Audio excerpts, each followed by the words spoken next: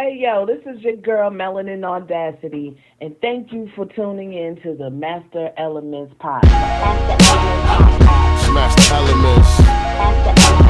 Smash the elements. Smash the elements. Smash the elements.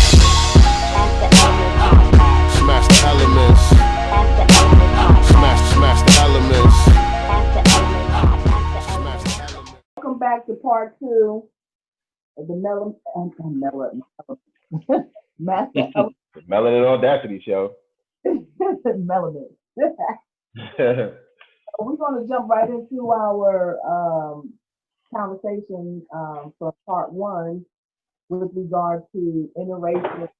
And so Sincere was about to enlighten us about that. I was saying, what was I saying? People. Oh, I was just saying because we were talking about, black people wanting acceptance and feeling the need to just shuck and jive when they get around white folks and scratch when they don't itch and all that. And I was just saying how one of the main problems with that is too many of us desire interracial sex and are willing to put themselves in harm's way to get access to some interracial sex. You know what I'm saying? And that's a problem. That's a big problem. You know what I'm saying? Like we gotta accept ourselves. We gotta really love ourselves. Love ourselves, yeah.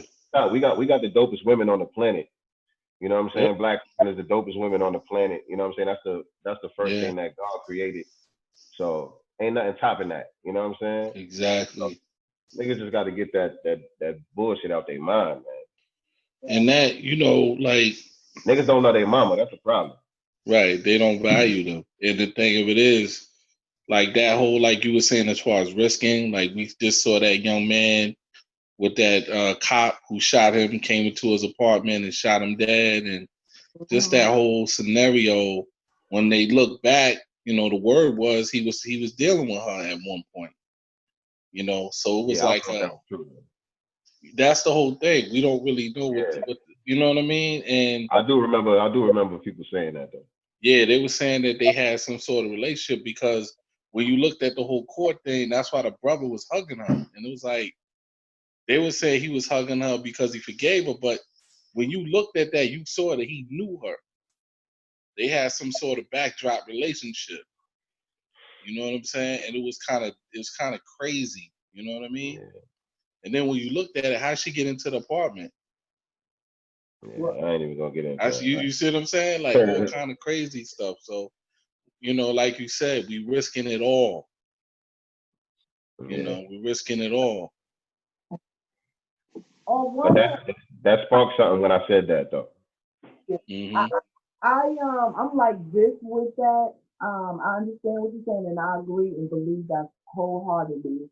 And then on the other hand, I want to say you should be able to love who you want to love.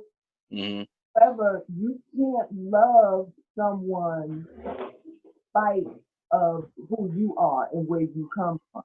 That's the problem I have with it. I agree with that. Mm-hmm. Speak on it. People will take it as, oh, you jealous or you racist.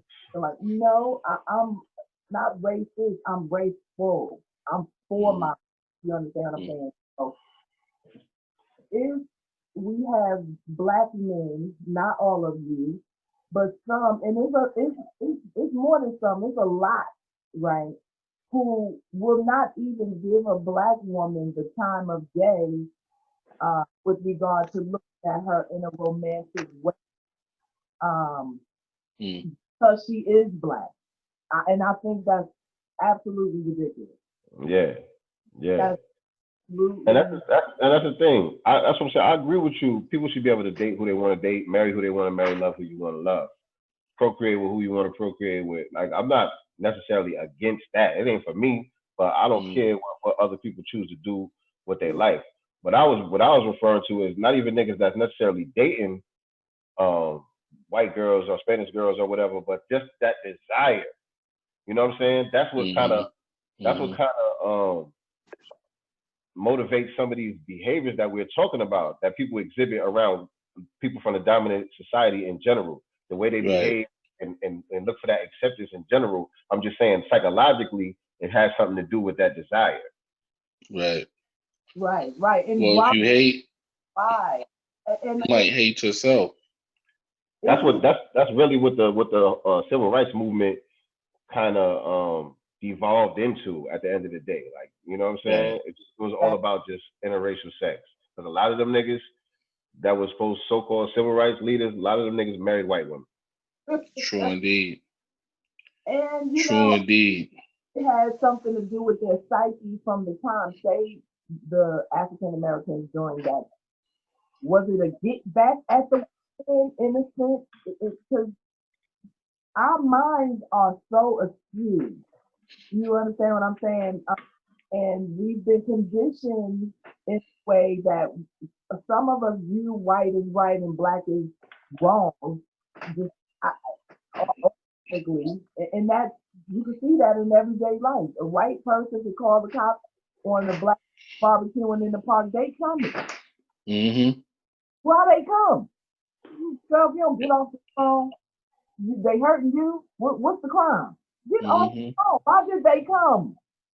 Why did they come to the park when her claim was that it's, I don't even know if she said they were black or if she said people in here are barbecuing when they shouldn't or what. Really? Yeah, I don't remember word for word. The fact that she called they know how to use code words even without saying black. They know how to use code words to communicate with each other. But see, the fact that she called, it spoke volumes because she knew what kind of results she was looking for. Hello? Yeah, you know what I mean? That one. They do it all the time. She knew what she's looking for. That's how Tamir Rice got killed. Exactly. And so many others. Because they know, that aggression. They know what they're gonna do to us. They know when they get to the scene, they coming in with guns blazing, already off the rip. You don't got no right coming here disrupting what I'm doing, and you're gonna take because I'm angry at you coming my business as me being aggressive. I don't get. Come on, anybody would be upset. Right. Anybody would. This has nothing to do with you. It's none of your business. But because I'm angry because you are my business, and I shouldn't have to talk to you if I don't want to. Exactly. But my face, and I'm pissed off about it now. I'm the aggressor. And that gives you a right to shoot me down like a damn dog. And don't get it fucked up. They know that they full of shit. You know what I'm saying? You know, that's what I'm saying. Like I don't really waste so much time trying to explain to them what they doing wrong and how they doing it wrong. Y'all know what y'all doing. They know what they doing, and it's just like when you point it out, when you point them out on it, it's just you're gonna get away with it. That's the reason why you're willing to do it. You know what I'm saying? You know you're gonna get away with it. Back to what I'm saying about how we have to get in positions where we can change these laws to benefit us as well. You got a set benefiting you, then we need something that benefits us, and we need to get people in these positions that can change these laws so that there are some benefits for us as well. Because all the laws right now benefit white folks. Mm-hmm. Just about. Now, as far as murder, if you kill a person, I think that's kind of a statutory, meaning with regard to each state, with regard to time. That shit to me should be across the board, whether you're in California or you kill somebody in Maryland, like across, up and down. Mm-hmm. Who y'all got for this battle? Y'all ain't say nothing though. Well, no, didn't you have something else you wanted to talk about? We can close it out with the battle, but okay. All right. The P Diddy situation. Yeah. His little comments that he made toward the Democrats, talking about the black vote ain't gonna be free this year and all this. He had his chest poked out. He was flexing. He was sounding like me out here. All the way till he got to the end of his statement. All the way till he got to the end of it, then he started watering it down. The further the statement went on, the more it got watered. It started off real black, and then when it got to the end, it was black and brown. You know what I'm saying? And then not only that, not only that, but the very next post that he put up, like a couple of hours later on Instagram, was some people of color thing that the Democrats was doing that he was co-signing. You know what I'm saying? But he was just ranting and raving about how the Democrats been taking advantage of the black vote, and y'all not getting the black vote for free, and I'm gonna hold the black vote hostage if I have to, and blah blah blah blah. Y'all gonna have this is a business transaction, and y'all gonna have to, you know, talking some real talk, kind of. Yeah. And then watering it down at the end, and then the next post was some people of color bullshit. Wow. So I'm like, you know, these guys, man. I like Diddy. You know what I'm saying? I'm a fan. I'm a fan of the music, Bad Boy Legacy, and all that stuff. You know what I'm saying? But it's just people gotta stay in their lane, man. You know what I'm saying? Because you're the same guy that was just out here a couple of years ago talking about vote or die, and for nothing. Wasn't offering black people nothing. You just saying vote or die. That's the alternative. You know, we're gonna die if the Republicans get elected. Right. You know what I'm saying? Right. And a lot of black people is doing better under the Republicans than they was under the Democrats. So it's like, and that's another thing we need to understand that we need to pick candidates who, I mean, okay, this is the other part of it. One is they can learn what they need to say to get in office, which is the trickery and buffoonery. And if we say we need to try to follow and support those people who say that they have our interests at heart, but then on the other hand, they learn what they need to say to get you to vote for them, and when they're in there, they do none of it. So I don't know how we can fit having a candidate that is authentically concerned with doing what's right. Come hell or high water, when they get into the office, going to be opposing them. And then we also have to learn what we should have learned with Obama, in which I feel he failed us, in my opinion.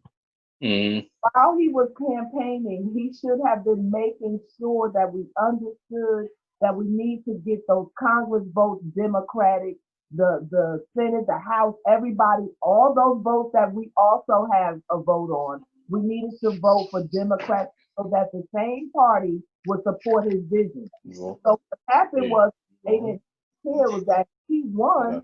The whole Congress was all against everything he was actually trying. And the one time that we had someone who really was trying to not just talk about it, but be about it. He talked about it in his campaign, what he wanted to do, how he wanted to make it. And he tried his best to implement it, to go through the Congress to get it approved, and they wasn't having it. Had we to those elections that happened after and voted those Democrats who also supported him, because some Republicans may have too, that's where the homework comes in, then we could have had him a Congress that was going to support his ideas, and then he can't. I don't really agree with that, man. But now's not the time to kick Obama's ass. I'm not trying to. I'm just saying. I'm talking about me, because I will go in on it. Well, that's the one thing that I feel that he has to start educating us about how that works. Whereas we learned it in history class, we memorized it enough to pass the test to graduate, and we didn't care anything else about what it meant going on forward in life. And nobody made sure understood. It's not something we were badgered with, trying to obtain the knowledge and understanding of how that. She's outside. But they was having what you call it, what's those classes? Oh my God, it's a word for it. Like where they teach you trade skills. Vocation. Janitor, be an auto mechanic. Vocational stuff. Trade, right. Jobs of that nature. They wasn't really pushing politicians learning how to be involved in your doing like that. No, those were options for us. Just like they was letting us know being a janitor was an option for us, or being in vocational type settings. Why were there only low paying career opportunities in vocational school. Not that Mm-hmm. can make go, but why couldn't it have been the whole gamut of you want to go into politics, you want to be in acting, dancing, modeling, you want to learn how to run a business. It could have been so many things, but they wanted to keep their foot on our neck, so they offered, making it seem like they're doing us a favor with this vocational school. Yeah, I don't even think they make it seem like they're doing us a favor. I think they want us to know that they ain't concerned with us. I think they want us to know they ain't got no damn concern for our goddamn man. I'm cursing a lot. I don't mean to curse a lot over here. That's my bad. Right. It's all good. These are our first shows. We can adjust later, but Yeah. it's just a whole lot to unpack with everything that has plagued us as African Americans. That we will have to take one topic and do 10 shows just to go through every aspect of that one ill. Mm-hmm. For sure. And trying to find the main points of all the topics is going to be a challenge for us to do, because it can go different ways and have so many different perspectives. But at some point, we have to pick one train and try to ride that mother as we cook one thing out the way. Keep this moving, keep this one moving, move to the next. But we don't trust enough in each other to have somebody be leading. Who's our leader now? Who's leading the black folks? Quavo? Who's leading white folks? Who's leading white folks? White folks ain't got no leader. Trump, seems like to me. Trump ain't no leader. Trump is a mascot. Trump is a mascot. Trump is a mascot. He symbolizes what they believe in, but he's not their leader. Yeah, well, I can't tell. Well, he got some team around him. They getting it done. His team is getting it done. Whatever the agenda is, they crashing the markets. They rewriting the laws. They getting it done. His team is white supremacy. Yeah, they getting it done. That's a system that's been in place long before Trump. They getting their reparations. We not getting ours. Going to vote a Black Panther into office, somebody who's a known black, like what does that even? I don't even think white people even are concerned about Black Panthers. Because you heard you got Black Panthers in your area. Black Panthers, the Black Panthers ain't what they used to be. They got some Black Panthers out here, but Black Panthers ain't what they used to be. That's one of the organizations that they managed to dismantle successfully. Yep. But they can't dismantle the Klan. They still in existence. They're not trying to. That they are the Klan.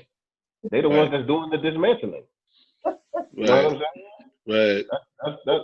That's my point. That's why I don't think it's important to have leaders and organizations necessarily. We need institutions and things like that, and we need leadership in business and leadership in different areas of activity. You know what I'm saying? People that's putting in the work and organizing and doing things like that, of course. But in reality, the leadership should be the code, the ideology, what we believe in, how we operate as a people, how we deal with each other, how we deal with people from outside of our community. You know what I'm saying? There's rules to this shit. The same way in the streets they got codes. We need to have a code as a people, because everybody else operates under a code. You know what I'm saying? The way they do business within their group, the way they do business with people outside of their group, everything is done by a code. So they don't have to be friends with each other. They don't gotta be cool with each other, but they still on the same page mentally. Yeah, but it has to be some type of hierarchical leadership for the goal of trying to get us elevated to a certain level. And then it can be a team. And then just like, one thing about what I'll say about how the government has been established, it is very good. The principle, how they execute is something different. So they have it set up where there's this hierarchy. This one watches that one, this one watches that one, so that there's no, so that we always have a democracy. And that's methodology with regard to establishing Black excellence, or whatever you want to call it, Black uplifting there has to be someone who maybe have the idea and have a team of leaders as well for every aspect of life. And then they can have a team, and then it trickles down. But it has to start somewhere, and somebody has to be kind of overseeing everything, maybe a whole team of people, and then one watches the other, just like the government is supposed to work as. But we can do it ourselves, but we have to have the mentality that, okay, I may not agree with the way they're saying we need to go, but I'm with it until it doesn't. Or I'm going to present ways that I think may either work in conjunction with or bring another perspective to make them change. And then we all have to have the mindset that, okay, it's my idea. I want to put it out there, but I know I don't know how to get it all the way done. I need the rest of the team. There's no way a person can do it. So I don't mean a leader in the sense that it's one person ruling all. No. We need people that's really thinking hard like but how black people have a messiah complex. We always looking for a savior. You know what I'm saying? And that's why we just continue to sit on our hands, because we waiting for the savior to show up. And but we gotta make it right. We wouldn't know we wouldn't know him if he was looking us in the face. You know what I'm saying? We would reject him. Organize some way to start moving through, and that's why I'm upset about, you know, a lot of the actors and athletes and these rappers. They have such an audience. They can make such a difference. They really can. A lot of them have been quiet. A lot of they don't want to be poor. They don't want celebrity. Away A from celebrity by definition is propped up by white people. Right. They managers, they handlers, you know what I'm saying? The people that cut their checks, these are people with white interests.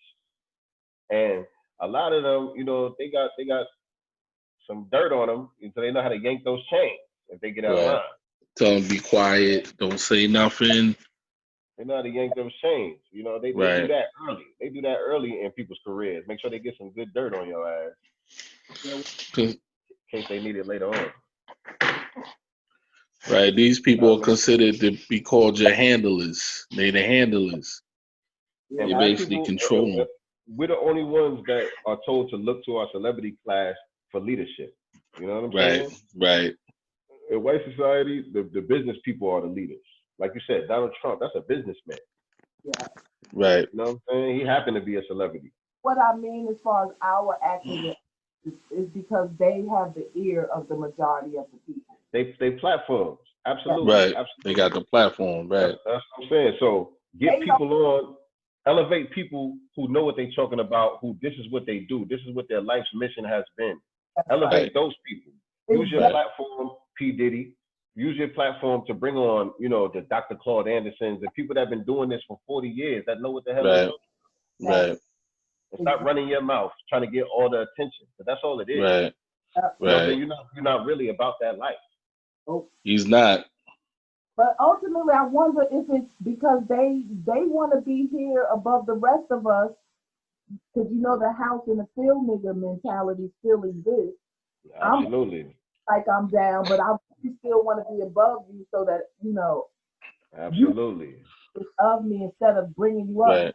I don't need $100 million, but instead, by the grace of God, I was able to get $100 million. I'm gonna bring 100 million black folks to some kind of summit, or we gonna it in and figure it out, going out into the community. I can live where I'm living at.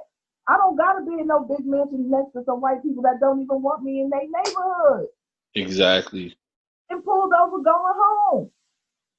Harassed. I'm seeing videos of celebrities getting harassed going the fuck home. If they need all this money, why would you want to do that?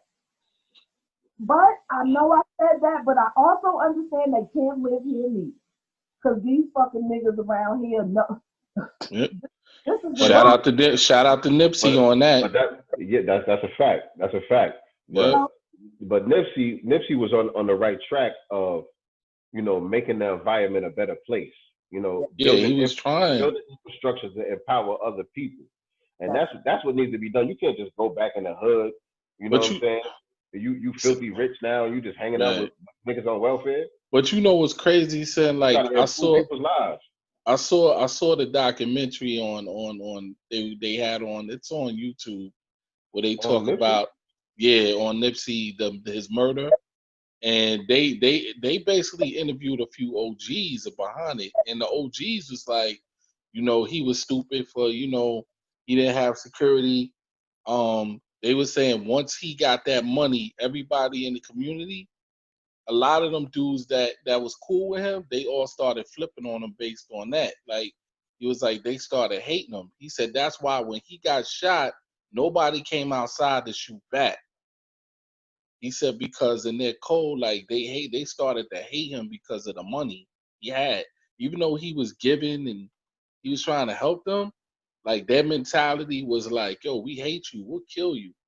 This is the game, really this is the don't buy game that. mentality. It's crazy. I really don't buy that. I can't just buy that. Nipsey got killed because niggas was hating. That's what he said. He said because I believe that's what he said, but I'm just saying, like, I'm not buying that story. He said because he got comfortable and he thought that, oh, you know, I'm in my hood right here, I'm amongst them, they gonna make sure I'm good. He said that was the wrong move. He said he should have left and then maybe gave back later, but he said he shouldn't have stayed there. I mean, yeah, that's easy to say after the fact. You wasn't saying that when he was doing what he was doing. Right. Trying to show that don't let the stardom affect. I'm trying to help you get what you need, so Right. But we're not smart enough to understand that process to it, and that you got to wait your motherfucking turn. Exactly. To kill this man who his goal was to come back and help your monkey ass probably get a business next to his and one next to that one and next to right. How come we haven't heard nothing about his killer? Like, I know the coronavirus is going on now, whatever the case may be, but still, that still was a long time. Yeah. I'm gonna send you the link because the guy, it was on BBC. They had this guy, he came all the way out there. He interviewed everybody in the area, everybody that was close to him, everybody that was in the gang. And one of the girls is Nunu co-signing this documentary? Huh? Is Nunu authorizing this documentary? I don't even know, but I know he went to the right sources. And one of the girls that was really close to him, she said that it was multiple people in that circle that was involved in the hit. And she said they had to get permission from the OGs to hit him. She said that. And she was like, I can't talk no more about it because we on gang code. She said, I can't talk no more about it, but she said it was multiple hands involved. And she said, I believe it was multiple hands involved. Yeah, she said that. And she said the OG had to give permission. And they went to Big U. He tried to interview Big U, and Big U was like, nah, I'm not gonna talk. Cause Big U fucks with the family. That's what I'm saying. Like, Big U, that's his man for real. Yeah, he tried to talk to him, but the girl said, yeah, she said he knew, all of them knew that it was going down. Big U knew? Mm-hmm. She said he knew too it was going down. She said that they couldn't have hit him if everybody wasn't in agreement with it. You understand what I'm saying? Like, so what's his motivation? I didn't mean to get this. She said the girl, and she's in the gang. I gotta sing y'all. The girl's in the gang, and she said it was a thing of control because remember they had a shooting. It was his brother. They came to get him. Big U and them. They had an argument. Him and him had an argument. Nipsey's brother came, had the gun, and shot to get them away from Nipsey because they was coming. She said it was based on control because Nipsey, he was managing Nipsey, right? Mm-hmm. And all that. And then Nipsey broke away from all of them. He stopped. He didn't want him to manage him no more. He broke that. He broke all of that and he went on his own. And she said they didn't like, Big U didn't like that. Okay. She said they didn't like that. West Coast and then and then she said he came into all that money. Came into? Yeah, she said once he got that, like he got a settlement or something. he said he came into a big piece of money. I don't know. That's what they said. A couple of people said it. He came into a lot of money. They said. Nigga hustle. I guess he was hustling, but he came into a big piece. I don't know. I don't know. Got about 4 or 5 minutes left. Okay. And that makes me think, how is it that these gangs can organize and have this underground way of life, but we're not able to organize for what the fuck we need to be organized? And that was my point. That's what I was saying. Niggas know how to get on code for dumb shit. Right. You know what I'm saying? Right. But when it comes to empowering ourselves as a group, all of a sudden niggas don't. What you mean by code? Like you got to break everything down to niggas. All of a sudden you got to spoon feed niggas. But we do it stealthily on some underground shit, because as soon as we get started, here go the powers that be gonna start coming at us every which way. So we just have to one day pop up and our shit be where it needs to be, and there can't be shit to do about it. But to organize to that magnitude will take some intelligent people who are committed to wanting better for us. Right. And I don't know how we can get it done. I know that we can. It can be done. I believe we are. You know what I'm saying? We got a long way to go, that's for sure. But the tide is definitely turning. Like these conversations that we having right now, if I was having this conversation with a person even 5 years ago, but definitely 10 years ago, 15 years ago, niggas look at me like I got two heads. Yes. Right. Right. They didn't want to hear it. Now this is the topic of regular discussions at dinner tables and all that. You know what I'm saying? Right. So I believe we starting to shift. You know what I mean? We still got a long way to go, but we making that turn. We turning that corner. Enough of us, anyway. Enough of us. Not all of us, but enough of us. Yeah. It's either you gonna be on or you not gonna be on, and it's almost like we have to look at it as we're gonna live within, but without. If you know about it, you know about it. You getting what you need to get. Your family's prospering, you're prospering, and we are. And you still want to live by the old mentality, then you can have that outside of it. But that's on you. That's how it is. Every member of these other groups don't enjoy the benefits of the group because they're not on code. Yep. You know what I mean? They want to go outside of their communities and do other than what's acceptable in their community, so they don't get the benefits that come along with it. Right. So it ain't no different with us. Oh, and pretty much disheartening. It's disheartening. But I hate when I hear other people say, "All this happens in other races too." Okay, I'm Black. I'm only concerned about what's happening in my color. Right. You your own situation for your people. You know what I'm saying? Color.